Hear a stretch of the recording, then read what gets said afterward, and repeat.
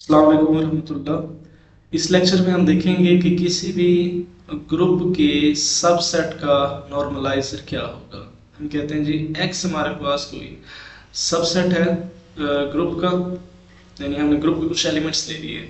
अब एक्स ये ग्रुप का सबसेट है, ये सब ग्रुप हो भी सकता है, नहीं भी हो सकता, जरूरी नहीं कि ये उसका सब ग्रुप। तो इस x का नॉर्मलाइजर g में क्या उनमें कौन से एलिमेंट्स आएंगे। हम कहेंगे कि नॉर्मलाइजर ऑफ x, x के नॉर्मलाइजर इन g, इस तरह डिनोट कराएंगे इसको, normalizer of x in g equal to, इसमें कौन से एलिमेंट होंगे, इसमें g एलिमेंट्स होंगे सच दैट, ये g कौन से एलिमेंट्स हैं, किसके एलिमेंट्स हैं, ये ग्रुप के एलिमेंट्स हैं, यानी ये जो ग्रुप है उसके एलिमेंट हमने उठाने हैं, such that gx equal to xg। ठीक है, ग्रुप के वो एलिमेंट्स g जो x के साथ लेफ्ट को सेट और राइट को सेट इक्वल बनाए, वो किस में जाएंगे, नॉर्मलाइजर में जाएंगे। ठीक है, लेफ्ट और राइट को सेट इक्वल बनाए वो नॉर्मलाइजर में जाएंगे। फॉर एग्जांपल मैं एक छोटी सी एग्जांपल यहाँ पे लेता हूँ और फिर रिमार्क बना लेते हैं। एक हमारे पास एग्जांपल है, हमें पता है कि ये एक हमारे पास ग्रुप है under multiplication in fourth roots of unity का, प्लस माइनस वन और प्लस माइनस अयोटा, ये अंडर मल्टीप्लिकेशन में पता है कि ये ग्रुप होता है। अब हमने इसका एक सबसेट लेना है, इस ग्रुप का कोई सबसेट लें। फॉर एग्जांपल मैं सबसेट ले लेता हूँ x लेता हूँ, सबसेट इसका क्या लेता हूँ, मैं कहता हूँ जी प्लस माइनस अयोटा। अब हमने प्लस माइनस अयोटा इसका सबसेट ले लिया है। अब हमने चेक करना है ग्रुप के उन g को जो इस x के साथ राइट और लेफ्ट को सेट इक्वल बनाएंगे। तो इसका मतलब g के अपने तमाम एलिमेंट्स को चेक करने हैं, g के एलिमेंट्स ये वाले हैं, बारी बारी सबको चेक करते हैं, क्या वन नॉर्मलाइजर में जाएगा कि नहीं, क्या माइनस वन नॉर्मलाइजर में जाएगा कि नहीं, क्या अयोटा नॉर्मलाइजर में जाएगा कि नहीं, क्या माइनस अयोटा नॉर्मलाइजर में जाएगा कि नहीं। अब वन को चेक करना है तो हमने क्या करना है, वन का लेफ्ट को सेट फाइंड कर लेते हैं। वन को मैं अगर इस एक्स के साथ लेफ्ट से मल्टीप्लाई कराऊँ तो क्या आंसर आएंगे, वन अयोटा के साथ होगा तो अयोटा, माइनस अयोटा के साथ होगा तो माइनस अयोटा, यानी प्लस माइनस अयोटा आ जाएगा। अगर इस तरह राइट से भी कराऊंगा, राइट से करवाऊँ इसको, यानी इधर से आऊँ तो वन जब अयोटा के साथ होगा तो अयोटा, माइनस वन के साथ माइनस अयोटा के साथ होगा तो माइनस अयोटा, तो दोनों का आंसर क्या आ जाएगा, प्लस माइनस अयोटा। इसका मतलब वन जाता है नॉर्मलाइजर में, one belongs to normaliser of X and G, one belongs to the normaliser of X and G. इसी तरह माइनस वन को चेक करो तो माइनस वन को इधर से मल्टीप्लाई कराऊँ लेफ्ट से, तो आंसर क्या आता है, लेफ्ट से मल्टीप्लाई करूंगा तो ये आंसर आ जाएगा माइनस वन, जब अयोटा से मल्टीप्लाई होगा माइनस अयोटा, माइनस अयोटा होगा तो प्लस अयोटा, तो इसका आंसर आ जाएगा plus minus aorta, plus minus aorta इस साइड से। और अगर मैं ये लेफ्ट से कराया, अगर राइट से भी कराऊँ तब भी आंसर यही आएगा। इसका मतलब माइनस वन भी बिलोंग करता है नॉर्मलाइजर ऑफ एक्स एंड जी को। इसी तरह अगर आप अयोटा चेक करें तो अयोटा को अगर मैं लेफ्ट से मल्टीप्लाई कराऊँ एक्स से तो आंसर क्या आएगा, अयोटा जब x इस सारे से मल्टीप्लाई होगा, अयोटा अयोटा से होगा तो minus one, iota minus one से होगा तो प्लस वन, तो इसका आंसर आ जाएगा प्लस माइनस वन। और इसी तरह अगर आप लेफ्ट राइट से करवाते हैं तब भी आंसर यही आएगा। तो इसका मतलब अयोटा भी हमारे नॉर्मलाइजर को जाता है, और अयोटा भी हमारे नॉर्मलाइजर को जाता है। ठीक है, नेक्स्ट क्या है कि क्या माइनस वन भी जाता है, जी हाँ, माइनस वन को भी आप चेक कर लीजिएगा कि माइनस वन भी लेफ्ट से कराएं या राइट से कराएं आंसर सेम होता है, माइनस अयोटा सॉरी, तो इसका मतलब माइनस अयोटा भी नॉर्मलाइजर में है। ठीक है, तो हम कहेंगे कि अगर मेरे पास ग्रुप था plus minus one plus minus aorta और मैंने उसका एक सबसेट लिया था x equal two plus minus aorta, देखिए मैंने जो सबसेट लिया सब ग्रुप नहीं है, प्लस माइनस अयोटा सब ग्रुप नहीं है, आप सब ग्रुप ले भी सकते हैं, कोई मसला नहीं। तो हर सबसेट के लिए आप चेक कर सकते हैं नॉर्मलाइजर। अब इसका नॉर्मलाइजर क्या होगा, नॉर्मलाइजर ऑफ एक्स एंड जी किसके इक्वल होगा, यानी वो वाले एलिमेंट्स जी के जो लेफ्ट और राइट को सेट से इक्वल बना रहे थे वो सारे के सारे ही आ गए, plus minus one plus minus aorta, क्योंकि वन भी ऊपर देखे ना, वन भी नॉर्मलाइजर में था क्योंकि लेफ्ट और राइट को सेट इक्वल बना रहा था, माइनस वन भी नॉर्मलाइजर में था क्योंकि लेफ्ट और राइट को सेट इक्वल बना रहा था, अयोटा भी था माइनस अयोटा भी था। तो इसका मतलब नॉर्मलाइजर क्या आ जाएगा, plus minus one plus minus aorta. अब यहाँ पे एक रिमार्क लिख लें, रिमार्क लिख लें,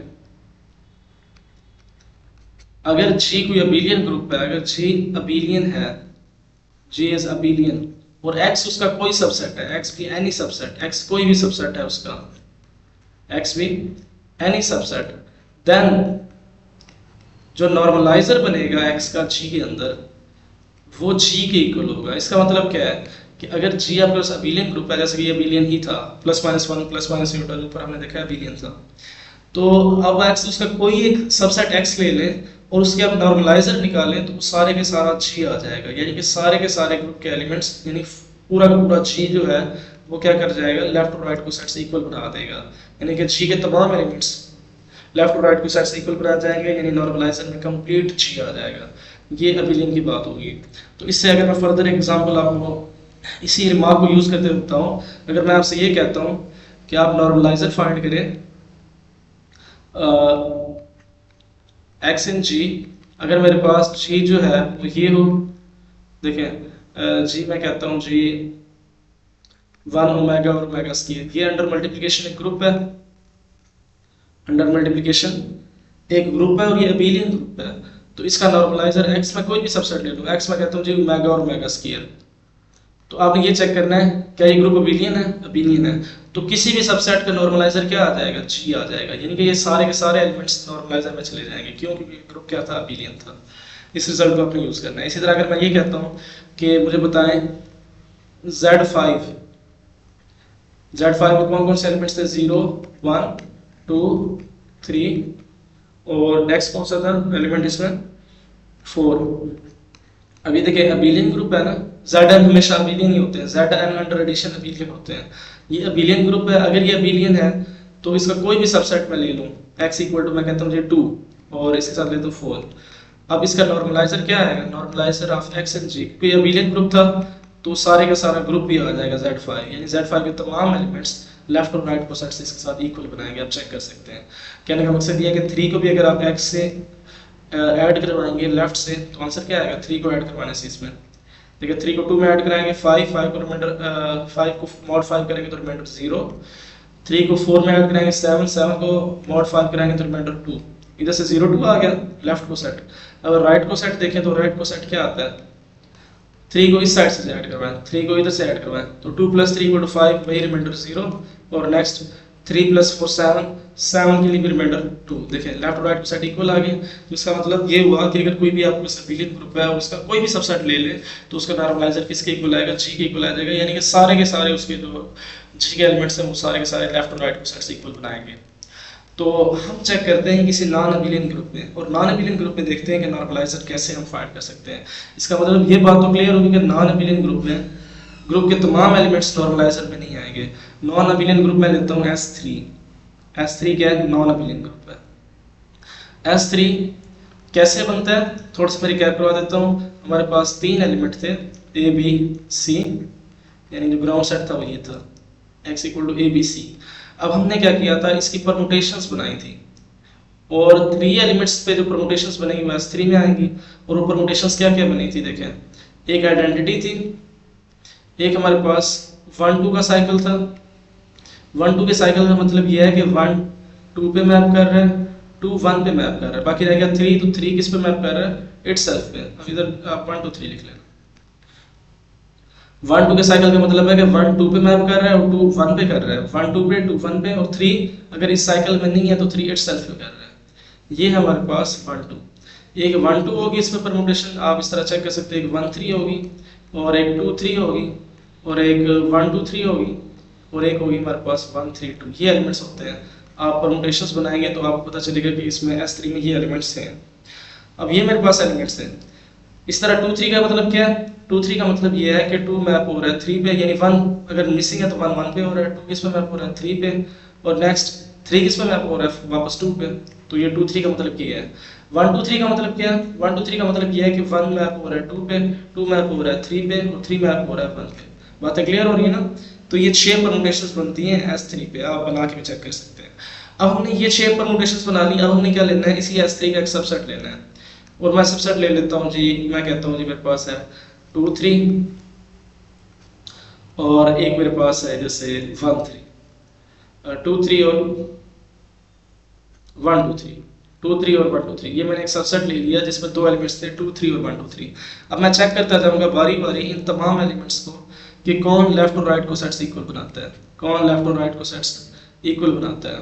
देखें सबसे पहले मैं आइडेंटिटी को चेक करूंगा। आइडेंटिटी लेफ्ट और राइट को सेट इक्वल बनाती है। आइडेंटिटी ऑब्वियस है कि ये जाएगी किसमें, नॉर्मलाइजर में जाती है, इसको चेक करने की जरूरत नहीं होती। Normaliser of X and S3 में ये जाएगी जाएगी, इसको चेक करने की जरूरत नहीं है। अब नेक्स्ट चेक करेंगे 1 2 को, ये पहला चेक हो गया। दूसरा चेक करते हैं 1 2 को, क्या ये नॉर्मलाइजर में जाएगा कि नहीं। अब 1 2 के लिए क्या होना चाहिए कि लेफ्ट और राइट को सेट इक्वल बनाए, तो पहले हम बना लेते हैं 1 2 का लेफ्ट को सेट और इधर बना लेते हैं हम राइट को सेट, देखते हैं इक्वल आते हैं कि नहीं। लेफ्ट को सेट से मुराद ये है कि 1 2 को हम लेफ्ट से ऑपरेट करवाएंगे किसके साथ, x के साथ। x में कौन से एलिमेंट्स हैं 2 3 और नेक्स्ट कौन सा है 1 2 3। ओके, और राइट को सेट का मतलब है कि जो x है हमारा, ये जो सबसेट है उसको किससे मल्टीप्लाई करवाएंगे 1 2 के साथ करवाएंगे, लेकिन 1 2 की साइड होगा राइट साइड पे होगा 2 3 और 1 2 3, और इधर जो है x हमारा कहाँ पे होगा, सॉरी जो 1 2 होगा राइट पे होगा। तो देखते हैं दोनों का आंसर इक्वल आता है कि नहीं आता। ओके, इस परमुटेशन को कैलकुलेट करना है हमने, 1 2 को मल्टीप्लाई करवाना है, मतलब 1 2 अब इस सारे को सेट से ऑपरेट होगा तो 1 2 पहले इसके साथ ऑपरेट होगा, फिर 1 2 इसके साथ ऑपरेट होगा। अब 1 2 जब 2 3 से ऑपरेट होता है आंसर क्या देता है 1 2 2 3 के साथ। 1 2 और 2 3 मैं पहले ये केस देख रहा हूँ कि 1 2 और 2 3 का आंसर क्या आता है। देखें 1 2 और 2 3, इसको मैंने क्या करना है कंपोज करना है। देखिए 1 2 मैंने किस साइड पे रखा है लेफ्ट साइड से, क्योंकि लेफ्ट को सेट फाइंड कर रहे हैं, इनको कंपोज करना है। अब 1 2 क्या था 1 मैप हो रहा है 2 पे, 2 मैप हो रहा है 1 पे, 3 मैप हो रहा था इटसेल्फ पे। इसको कंपोज करना है 2 3 के साथ, इसका मतलब 1 1 पे और 3 पे, और 3 किस पे मैप हो रहा है 2 पे। कंपोज करना है, आंसर देखना है। देखिए अब कंपोज करते हैं इस साइड से राइट साइड से। अब 1 किस पे मैप हो रहा है 1 पे, जो आंसर आ गया है मैपिंग का उसको देखना है अब किस पे मैप हो रहा है। अब 1 1 पे मैप हो रहा है, अब अपने इस 1 को देखना है किस पे मैप हो रहा है। 1 2 पे मैप हो रहा है तो आंसर क्या आ जाएगा 1 का 2। नेक्स्ट 2 3 किस पे मैप हो रहा है 3 पे, अब हमने 3 को देखना है 2 के आंसर के लिए। 2 के आंसर के लिए कैसे देखते हैं 2 किस पे मैप हो रहा है 3 पे, अब हमने 3 को देखना है कि इसमें इस पिछली परमुटेशन में किस पे मैप हो रहा है 2 3 पे, और 3 मैप हो रहा है 3 पे तो 2 मैप हो जाएगा 3 पे। नेक्स्ट बारी रहेगी 3 की, अब 3 किस पे मैप हो रहा है 2 पे, अब पिछली परमुटेशन में देखें कि 2 किस पे मैप हो रहा है 2 1 पे, तो 3 का आंसर क्या आ जाएगा 1 आ जाएगा। इसका मतलब 1 2 और 2 3 का आंसर क्या आएगा 1 मैप हो रहा है 2 पे, 2 मैप हो रहा है 3 पे और 3 1 पे। इसको मैं ऐसे लिख सकता हूँ साइकिल में 1 2 3, कि 1 2 पे 2 3 पे और 3 अगेन 1 पे 1 2 3। इसका मतलब 1 2 को जब मैं 2 3 से मैंने करवाया, इसको ऑपरेट करवाया, तो मेरे पास आंसर क्या आ गया 1 2 3। आंसर क्या आ गया एक, यानी मैं कोसेट बना रहा हूँ लेफ्ट से, तो एक आंसर मुझे मिल गया, एक परमुटेशन 1 2 3, 1 2 को 2 3 से मल्टीप्लाई कराने से। अब 1 2 को मैं 1 2 3 से मल्टीप्लाई करवाता हूँ, देखता हूँ आंसर क्या आएगा। 1 2 को 1 2 3 से, 1 2 को 1 2 3 से। अब देखिए 1 2 को मैंने मल्टीप्लाई करवाना है, 1 2 का मैंने प्रोडक्ट लेना है 1 2 3 से। 1 2 से मुराद क्या था 1 2 पे मैप हो रहा है, 2 अगेन 1 पे मैप हो रहा है, और 3 3 पे मैप हो रहा है। और 1 2 को हमने किस पे मैप प्रोडक्ट लेना था इसका 1 2 का प्रोडक्ट लेना है 1 2 3 के साथ, 1 2 का 1 2 3 के साथ। अब 1 2 3 से मुराद क्या है 1 2 पे 2 3 पे और 3 1 पे 1 2 3। अब देखिए कंपोज करें, इसका आंसर बताया 1 मैप हो रहा है 1 के लिए इमेज क्या होगा 2 के लिए क्या होगा 3 के लिए होगा। 1 मैप हो रहा है इस साइड से आपने देखना 2 पे, और 2 किस पे मैप हो रहा है 1 पे, तो 1 का आंसर 1 आ गया। 2 3 मैप हो 2 मैप हो रहा है 3 पे और 3 पे, तो 2 का आंसर 3 आ गया। नेक्स्ट 3 हो रहा है मैप 1 पे, देखिए 1 किस पे मैप हो रहा है 2 पे, तो इसका आंसर ये आ गया।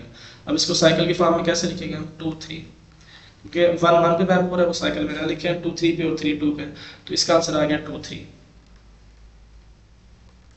इसका आंसर क्या आ गया 2 3। नेक्स्ट जो हमें आंसर मिला क्या मिला इसको सेट में 2 3। ओके जी, ये हमारे पास लेफ्ट को सेट बनाया 1 2 ने। अच्छा इसी तरह राइट को सेट क्या बनाएगा, तो राइट को सेट मतलब हमने राइट से देखना है। राइट को सेट को मैं थोड़ा इधर ले आता हूँ। ओके जी, राइट को सेट को देख लेते हैं। अब 1 2 राइट से कंपोज होगा, तो पहले 2 3 के साथ करते हैं। 2 3 का आंसर क्या आएगा 2 3 का मतलब 1 1 पे 2 3 पे, 3 किस पे मैप हो रहा है वापस 2 पे, और इसको सर कंपोज करना है राइट साइड से 1 2 को 1 2 पे 2 अगेन 1 पे और 3 पे, यही मतलब है ना 1 2 का। अब देखिए कंपोज करें, आंसर बताएं। अब देखें 1 की इमेज 2 की इमेज और 3 की इमेज क्या होगी। 1 मैप हो रहा है 2 पे, 2 किस पे मैप हो रहा है 3 पे, तो आंसर क्या आ जाएगा 3। 2 मैप हो रहा है 1 पे, 1 किस पे मैप हो रहा है 1 पे, तो 2 का आंसर आ जाएगा 1। 3 मैप हो रहा है 3 पे, और इधर 3 किस पे मैप हो रहा है 2 पे, तो 3 का आंसर क्या आ जाएगा 2। अब ये कौन सी परमुटेशन है 1 3 पे 3 2 पे और 2 अगेन 1 पे, ये आंसर आ जाएगा 1 3 2। यानी इसको जब इसके साथ कंपोज करवाएंगे तो आंसर क्या आ जाएगा हमारे पास 1 3 2। ओके नेक्स्ट 1 2 को 1 2 3 के साथ ऑपरेट करवाएं। अब देखें वापस आए, अब एक एलिमेंट लेफ्ट को सेट जो था उसमें 1 3 2 नहीं था, 1 2 3 था, यानी 1 3 2 तो नहीं था ना। अब इसमें एक एलिमेंट परमुटेशन का कंपोज करने से आंसर 1 3 2 भी आ रहा है। अब ये जब एलिमेंट इधर नहीं है तो क्या ये कोसेट्स इक्वल हो सकते? नहीं हो सकते। इसका मतलब 1 2 जो है वो किस में नहीं जा सकता। 1 2 अगर मैं x के साथ जो है 1 2 को लेफ्ट पे रख के x के साथ ऑपरेट करता हूँ, उसका जो आंसर है वो इक्वल नहीं आता 1 2 को मैं राइट पे अगर ऑपरेट करवाता हूँ तो दोनों आंसर सेम नहीं आते। तो इसका मतलब 1 2 जो है वो नॉर्मलाइजर में नहीं जाएगा, 1 2 नॉर्मलाइजर में नहीं जाएगा। तो इसी तरह आप चेक कर सकते हैं कि कौन से एलिमेंट्स नॉर्मलाइजर में जाएंगे, कौन से एलिमेंट्स नॉर्मलाइजर में नहीं जाएंगे। ओके मैंने 1 2 को चेक कर लिया, अभी फिर नेक्स्ट किसको करना है चेक? दोबारा अगर वापस आए अपने सेट पे, ओके ये हमारे पास ग्रुप था, अभी हमने जस्ट 1 2 को चेक किया है, 1 2 नॉर्मलाइजर में ही जा रहा था। अब आपने नेक्स्ट चेक करना है 1 3 को, फिर चेक करना है 2 3 को, और फिर 1 2 3 को और 1 3 2 को। फिर जाके आपने देखना है कि कौन से ऐसे एलिमेंट्स हैं S3 के जो लेफ्ट और राइट को सेट्स इक्वल बना रहे हैं, ठीक है, वो किस में चले जाएंगे? नॉर्मलाइजर में। तो ये आपने बारी बारी इन सबको चेक कर लेना है, जिस तरह मैंने 1 2 को चेक किया है। अगर कोसेट्स इक्वल आ गए तो फिर आपने कह देना है कि नॉर्मलाइजर में है, और जितने भी नॉर्मलाइजर में एलिमेंट्स होंगे उसको सेट की फॉर्म में लिखेंगे तो उसका नॉर्मलाइजर आ जाएगा।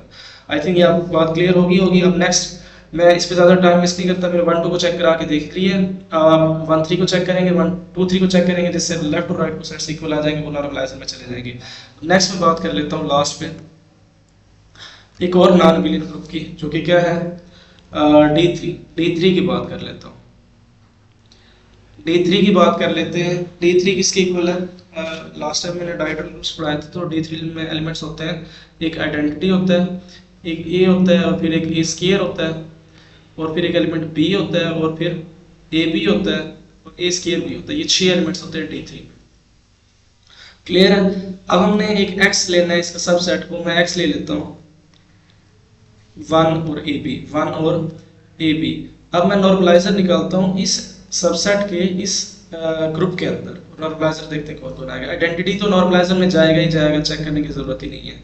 Identity belongs to normaliser of X and D3, ये तो नॉर्मलाइजर में जाएगा। नेक्स्ट हमने किन किन एलिमेंट्स को चेक करना है, बारी बारी सबको चेक करना है, A को, फिर A स्क्वायर को, B को, और फिर AB को, और फिर A स्क्वायर B को, सबको करना है। लेकिन पहले मैं थोड़ी सी इसकी आपको डायग्राम बना के दिखाता हूँ सबकी। D3 में सबकी डायग्राम्स बना के दिखाता हूँ। सबसे पहले ये देखें कि E का मतलब क्या था। E का मतलब था कि हमारे D3 में ट्राइंगल होती है शेप, ट्राइंगल, अभी ट्राइंगल पे कोई एक्शन परफॉर्म नहीं हुआ। ये A वर्टेक्स इधर था, B वर्टेक्स इधर था, और C इधर था, ABC ट्राइंगल है, ठीक है। इस पे कोई एक्शन परफॉर्म नहीं था। A का मतलब था कि हमने इस पे, मेरा अगर आपको ये बात समझ नहीं आ रही तो फिर आप मेरा पिछला लेक्चर डायगोनल ग्रुप्स वाला लेक्चर नंबर 35 इसी प्लेलिस्ट में देख सकते हैं। अब A का मतलब क्या है? A का मतलब था कि हमने 120 की रोटेशन देनी है। 120 की जब रोटेशन देंगे तो ये A वर्टेक्स कहाँ पे आ जाएगा? इस पोजीशन पे आ जाएगा। ये B वर्टेक्स आगे पुश हो जाएगा और C इधर आ जाएगा। ये A की डेफिनेशन है, यानी 120 की रोटेशन। नेक्स्ट A स्क्वायर का क्या मतलब है? फर्दर 120 की रोटेशन। 180 की फर्दर 120 की फर्दर रोटेशन देंगे तो A आपका इधर आ जाएगा, B ऊपर चला जाएगा और C इधर आ जाएगा। ये बन जाएगा A स्क्वायर। ये एलिमेंट्स बना रहा हूँ, ठीक है। नेक्स्ट A क्यूब क्या होगा? दोबारा 1 आ जाएगा, क्योंकि आप फिर 120 करेंगे तो A ऊपर आ जाएगा, B इधर आ जाएगा, C इधर आ जाएगा, दोबारा आइडेंटिटी बन जाएगी। तो मतलब ये रोटेशंस होगी। और रिफ्लेक्शंस क्या बनेगी? B। सबसे पहले रोटेशन रिफ्लेक्शन होगी B क्या होती है? वर्टिकल फ्लिप होता है। वर्टिकल फ्लिप देते हैं इस ट्रायंगल को, इस एक्सिस पे, ये वर्टिकल एक्सिस है, इस पे हमने फ्लिप देना है। ये वैसे ही रहेगा, फ्लिप का मतलब है B इधर आ जाएगा और C इधर आ जाएगा, B इधर और C इधर। ये B एलिमेंट हो गया। इसके बाद AB एलिमेंट क्या होगा? AB, हमने AB बनाना है। AB का मतलब है B पे A अप्लाई करना है। B ये है, इस पे A अप्लाई करना है। A की डेफिनेशन थी 120 की रोटेशन। इस पे 120 की रोटेशन देंगे तो A जो यहाँ पे है इधर आ जाएगा, और C जो इधर है इधर आ जाएगा, और B ऊपर चला जाएगा। ये AB हो गया। नेक्स्ट हमने बनाना है, ओके नेक्स्ट हमने बनाना है कि AB हो गया। नेक्स्ट हमने बनाना है A square B। A square B किसके इक्वल होगा? देखें B पे हमने क्या अप्लाई करना है? A square. B की वैल्यू ये है, B की डेफिनेशन ये है। इस पे A स्क्वायर अप्लाई करना है। A स्क्वायर क्या था? 240 की रोटेशन। इस पे 240 की रोटेशन अप्लाई करनी है इस पे। तो 240 की रोटेशन अप्लाई करेंगे तो 120 से ए इधर आएगा, फिर फर्दर 120 से ए इस जगह पे आ जाएगा, यानी ए इधर आ जाएगा और नेक्स्ट सी कहाँ पे चला जाएगा, फिर सी 120 से इधर आएगा, फिर फर्दर 120 से ऊपर चला जाएगा, सी इधर और बी इधर, ये आगे ए स्क्वायर भी। ये थे 6 एलिमेंट D3 के। लेकिन फर्दर हमें कुछ चीज़ों की जरूरत पड़ सकती है, और वो क्या चीज़ें हैं, हमें जब कोसेट कैलकुलेट करेंगे तो हमें इस चीज़ की भी जरूरत पड़ सकती है कि बी ए किसके इक्वल है। बी ए बी का तो पता चल गया था, ये 6 एलिमेंट्स थे, लेकिन बी ए का भी आंसर इन्हीं में से, इन्हीं 6 में से ही एक आएगा, वो हमने फाइंड कर लेना है ताकि फिर हमें उसको यूज कर पाए।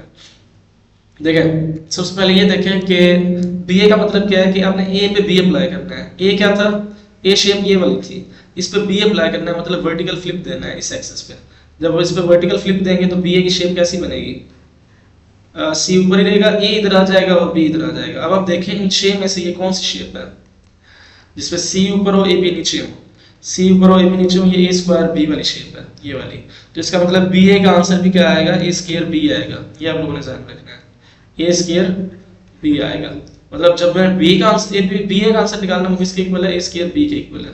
नेक्स्ट मैं एक और आंसर निकाल लेता हूँ, बी ए स्क्वायर बी ए स्क्वायर। बी ए स्क्वायर का क्या मतलब था, ए स्क्वायर पे आपने वर्टिकल फ्लिप देना है। ए स्क्वायर की डेफिनेशन थी ये वाली, अब इस पे वर्टिकल फ्लिप देंगे तो बी ऊपर ही रहेगा, सी जो है इधर आ जाएगा, ए इधर चला जाएगा।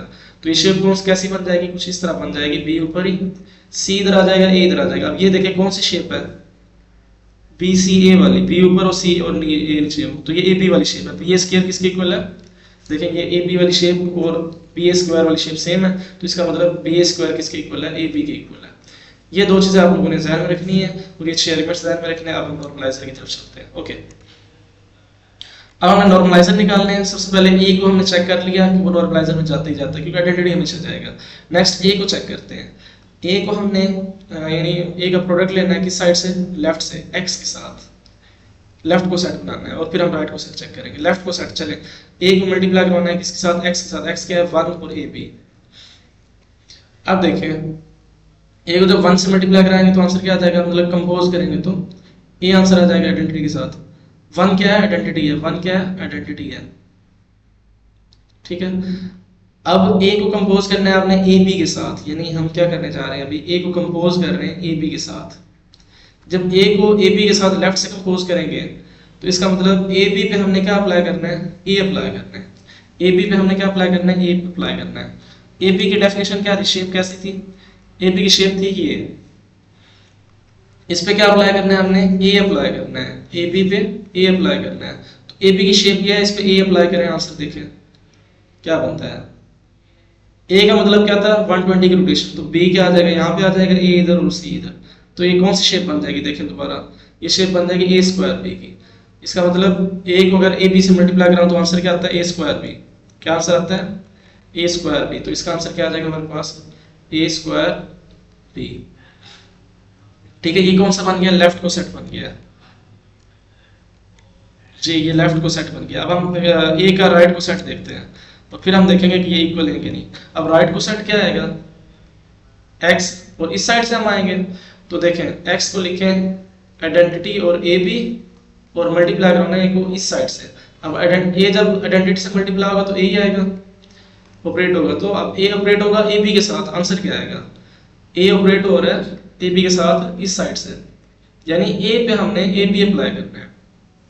तो ए पे ए बी अप्लाई करने का मतलब यह है कि ए पे पहले बी देना है और फिर जो आंसर आएगा उस पे ए अप्लाई करना। हमने फाइंड क्या करना है, इसी को अगर आप इधर आ जाए वापस और देखें शेयर्स में, हमने क्या फाइंड करना है, हमने ये फाइंड करना है कि ए बी को ए पे अप्लाई करना है।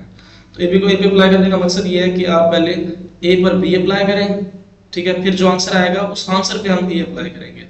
ए पे बी अप्लाई करेंगे तो ए आपके पास ये है, बी की डेफिनेशन थी वर्टिकल स्लिप, वर्टिकल फ्लिप, यानी बी ए। अब बी ए का आंसर क्या आ जाएगा, बी ए का आंसर हमने कैलकुलेट किया हुआ है। बी ए का आंसर क्या है, बी ए का आंसर हमने ये देखें इधर कैलकुलेट किया हुआ है, ये वाला बी ए का आंसर ए स्क्वायर बी के इक्वल है।